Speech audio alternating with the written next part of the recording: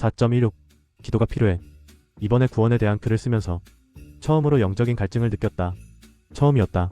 묵상의 글을 쓰면서 기도에 대한 갈증을 느낀 것은 교회에 대한 성령님의 일, 앞으로는 교회의 개혁이라 표현하겠다 하면서도 이리 영적인 갈증을 느끼지 않았는데, 영적인 기도의 갈증 느꼈다고 해서 심한 건 아니다.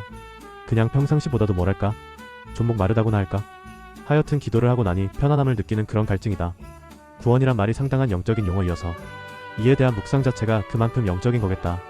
그래서 역시 영적인 일을 함에 있어서는 기도로 해나가야 한다는 것인가 보다. 골로새서 또한 하나님께서 우리에게 말문을 열어주사 그리스도의 신비를 말하게 하여 주시도록 기도하라.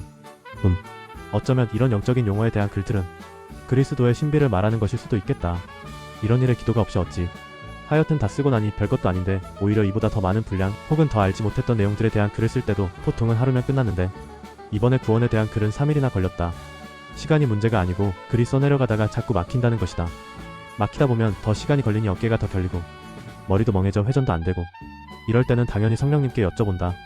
성령님 요즘 날씨 좋네요. 일단 안부 인사부터. 날씨는 좋은데 왜 내 머리는 안 좋은지요?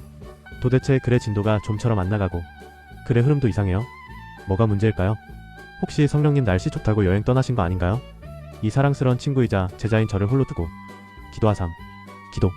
그렇군요. 생크 유 진리의 성령님. 나는 글을 쓴다는 자체가 기도라고 생각했다.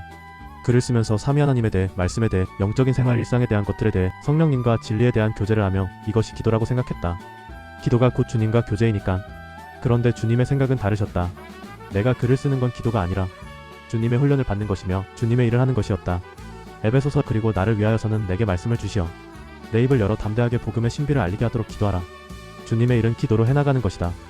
기도를 통한 영적 충만을 통해서, 기도를 통한 주님이 부어주시는 기름 부음을 통해서 주님의 일인 글을 써야 한다는 것이다.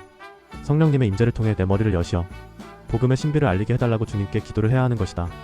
골로새서 꾸준히 기도하고 감사함으로 기도에 깨어있으라. 기도는 정말이지 꾸준히 해야 한다. 조금이라도 방심하면 어느새 나의 열심으로 빠지게 되어버린다. 아무리 영적인 일이고 주님의 사명을 띤 일이라고 해도 말이다. 꾸준한 기도, 그리고 기도에 깨어있는 것, 이것이 믿음 생활의 모든 것이다. 믿음의 생활을 다른 말로 기도 생활이라 칭해야겠다. 기도로 해서 기도로 끝나는 게 우리의 믿음 생활이어야 하니까. 기도 생활.